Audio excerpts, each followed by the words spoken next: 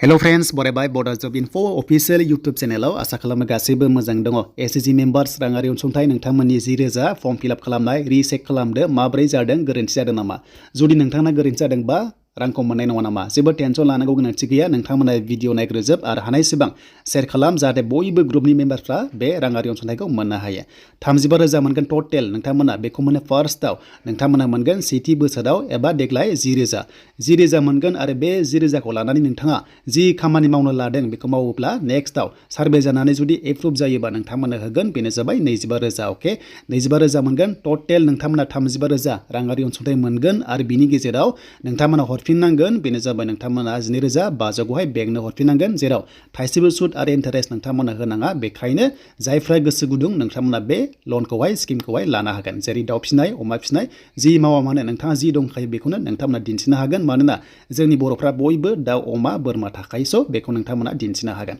देन बिनिफ्राय form submit खालामनायाव बोरै खालामनांगौ माखौ लिरनांगौ जों दानिया नायनोसै फैदो गोबाव खालामा दा नोंथांमोननि मेम्बार्सफोरनि राङारि अनसुंथाइनि फर्मा बेनो एप्लिकेसन फर्मा बेनो बेयाव नोंथांमोना मोननो हादों दा बेयाव नोंथांमोना A to Z भिडिअ नाय बुजियो जाहाथे नोंथांमोना मोजां फिल आप खालामनो हायो दा गावनो खालामनो हागोन नायनानै दा फार्स्टआव फट' मोनदों बेनो जाबाय पासपर्ट फट' नोंथांनि फट'आ बेखौ बेयाव गांसे नोंथांमोना सिथाबनांगोन अके स' नोंथांमोना बेखौ गावनिखौ सिथाबदो एन्ड फार्स्ट नाम्बाराव ग्रुपनि नोंथांमोना जायनाखि मेम्बार नोंथांनि बेयाव नेम अफ दा SHG मेम्बार होनना बुंदों नोंनि नाम थागोन बेयाव फार्स्ट 1 नाम्बाराव बेखौ जाहाथे नायो सेकेन्ड नाम्बाराव नोंथांमोननि ग्रुपनि नाम थागोन सेकेन्ड नाम्बाराव मोजां नायदो देन बिनिफ्राय 3 नाम्बाराव नोंथांमोननि पासबुकनि MIS कड थायो बेखौ होदो एक्टिभ फन नाम्बारखौ 4 नाम्बाराव होदो जाय फनखौ कल खालामबा नोंथांखौ मोननो हागोन बेखौ होनांगोन नाम्बारखौहाय 5 नाम्बाराव कास्ट नोंथांमोननि ST आव डाइरेक्ट टिक मार्क होदो डाइरेक्ट ST आव टिक होदो एन्ड बिनिफ्राय 6 आरो 7 खौ न' होदो एन्ड 8 नाम्बाराव सेभिंस बेंक एकाउन्ट जाय बेंकआ आधार कार्डजों लिंक दङ बेखौसो नोंथांमोना बेयाव होनांगोन एकाउन्ट नाम्बारखौ मिस्टेक दा खालाम अके एन्ड बिनिफ्राय नोंथांमोननि 9 नाम्बाराव बेंक नेम जेरै नोंथांमोननि Assam Gramin Vikash bank SBI central bank UCO bank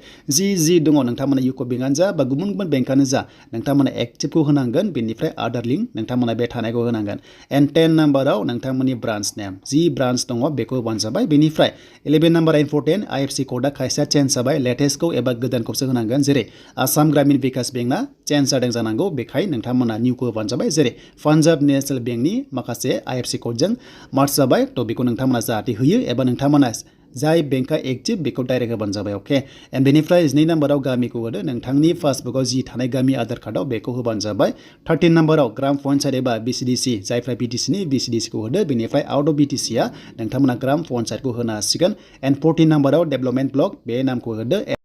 15 नाम्बाराव डिस्ट्रिक्ट जिल्लाखौ होदो 16आव मोनसे गोनां बाथ्रा LAC एबा जाय MLA आव नोंथांमोना समस्थिया भट होयो बेनि नामखौ होनांगोन मोनसे बाथ्रा एज पार लेटेस्ट डिलिमिटेसन माने खायसेखौ दाजाबनाय जाबाय जेराव नोंथाङा गोदान बेखौ होनांगोन जेराव दाजाब जाबाय एबा सिगांनिबा थ' नोंथांमोना चेन्ज जादोंबा बेखौ होबानो जाबाय एन्ड भटार कार्ड ID नाम्बार बेयाव नोंथांमोना एपिक ID नाम्बाराव होनांगोन एन्ड फैबाय दानिया ग नाम्बार C नाम्बाराव नोंथांमोना बेखौ जाहाथे मोजां नायबानो जाबाय पुलिं स्टेशन नेम जेराव नोंथाङा भटखौ होयो भट केन्द्र सेन्टारनि नामखौ बाव नोंथांमोना होनांगोन अके एन्ड बेनिफ्राय D नाम्बाराव पोलिं स्टेशन नाम्बार थायो बेखौ नोंथांमोना होनांगोन हमना ला स' नोंथांमोना नाम्बार थायो 10 एबा नोंथांमोना 180 जि दङ बेखौ नोंथांमोना जुदि आन्दायोबा BLO थायो नोंथांमोना सोंनो हागोन अके एन्ड बेनिफ्राय 17 नाम्बाराव मोनसे इम्पर्टेन्ट अके जुदि दङब्लासो 17 नाम्बाराव जुदि खुदियाफोर दङबा नोंथांमोना बेयाव होनांगोन जुदि गैयाबा जेबो गैयाबा बेखौ स्किप खालामनो हागोन ओरैनो दोननो हागोन अके जुदि दङब्लासो होनोदों एन्ड बेनिफ्राय 18 नाम्बाराव फरायसालियाव थांनाय 3 निफ्राय 14 बोसोर बैसोनि हिनजावसा खुदियानि बेसेन दङब्ला बेयाव होनांगोन गैयाबा बेखौ नांला अके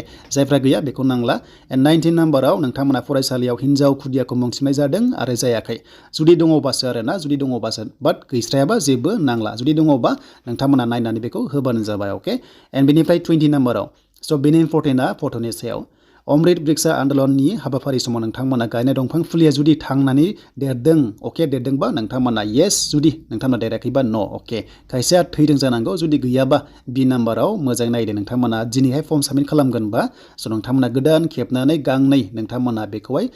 हरफानांगोन बेखायनो नोंथांमोना गाहायाव B नाम्बाराव नोंथांमोना येस होनांगोन अके स' नोंथांमोना बेखौ आन्दायनाङा B नाम्बाराव बुंदों जुदि थांनानै गैयाब्ला बिनि जायगायाव आर'ज बिलाइ सुफुंनाय समावहाय फांसे बिफां फुलि गायगोन अके बेखौ नोंथांमोना येस होबानो जाबाय अके एन्ड बेनिफ्राय फट' नोंथांमोना सिथाबनानै हरफानो हागोन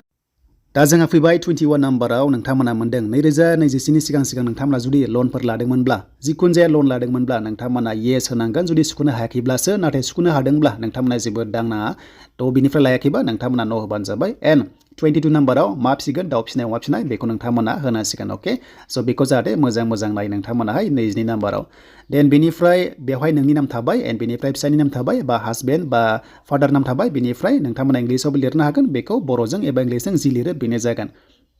देन बेनिफ्राय डेटखौ होदो एप्लिकेसन साबमिट खालामनाय एबा फिलआप खालामनाय डेटखौ होदो प्लेसखौ होदो बेनिफ्राय नोंथांमोननि केन्डिडेट साइनखौ बाव नोंथांमोना होदो स' बेनिफ्राय जायफ्रा टार्म होयो लेफ्ट टार्म राइट टार्म होयो बेयाव नोंथांमोना टिप्स होयोबानो जाबाय बेनिफ्राय नामखौहाय लिरना होनांगोन अके एन्ड बेनिफ्राय नैबे थिरांथा बिलाइयाव एसे गोसो होबानो जाबाय आं मुस्रिमा होनदों जुदि जायफ्रानिखि गथ' दङ नोंथांमोना बेखौ लिरनांगोन जुदि गथ' गैयाबा नोंथांमोना बेखौ लिरनाङा अके स' बेयाव नोंथांमोननि एमआइ स्क'र थाबाय बेनिफ्राय ग्रुपनि नाम थाबाय बेनिफ्राय हासबेन्ड बेनिफ्राय नोंथांमोननि केन्डिडेट नाम थाबाय बेयाव बुंदों आं सासे हिन्जावसा खुदियानि बिमा अके माने जायफ्रा खुदिया दं बिथांमोननिसो आरो जायफ्रा गैया बेखौ जेबो फिलआप खालामनांगौनि गोनांथि गैया स' बे क्लियार जाबाय नोंथांमोना आन्दायनाङा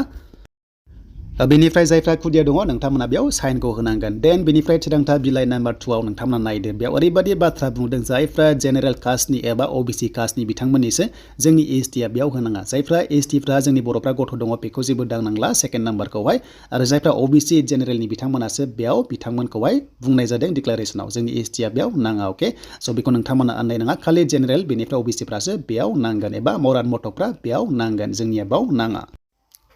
स' बेनिफ्राय लास्टआव फट' दङ नोंथांमोना फट'खौ जाहाथे सिथाबना हरदो जुदि गोदानै दङबा नोंथांमोना दिनैसो गायदोंबा स' बेयाव खेबनानै जाहाथे नोंथांमोना सिथाबो जिपिएस गोनां जानांगोन लकेसन गोनां जिपिएस गोनां जेराव टाइम ओंखारो डेट ओंखारो बेखौ बेयाव होदो आरो सिगांनि दंखायोबा बेखौ नोंथांमोना होनो हासिगोन दा बेखिनियानोसोमोन नोंथांमोननि माखासे रिसेक फर्म साबमिट खालामनाय आसा खालामो नोंथांमोना बुजिबाय आरो जि फियो नोंथांमोना बेयाव सार्ट दंखायो बेखौ नायदो एन्ड बेनिफ्राय ना फिसिनाय दाउ फिसिनाय बर'फ्राथ' रोंखायो स' बेयाव जेबो टेनसन गैया नोंथांमोना रांखौ बयबो मोनखागोन आरो सार्भे जायोबाबो नोंथांमोना एप्रुभ जाखागोन सेकेन्ड केसनि थाखाय दा बेखिनियानोसोमोन दिनैनि माखासे एसएचजि मेम्बार्सफोरनि राङारि अनसुंथाइनि फर्म फिलआप रिसेक